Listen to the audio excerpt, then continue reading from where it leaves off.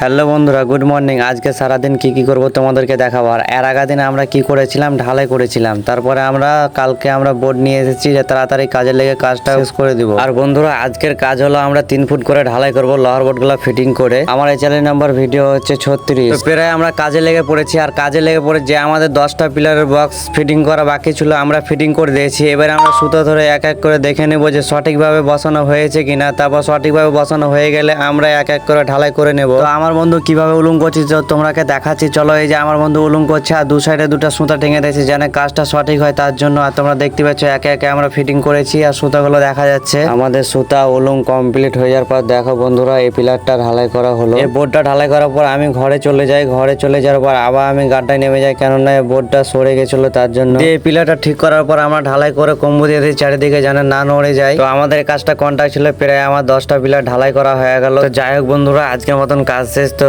ভিডিওটা ভালো লাগলে অবশ্যই লাইক কমেন্ট করবে, আর এরকম ভিডিও পেতে আমার পেজটাকে ফলো করে রাখবে। আর দেখা হবে নেক্সট ভিডিওতে। তো টাটা, বাই বাই।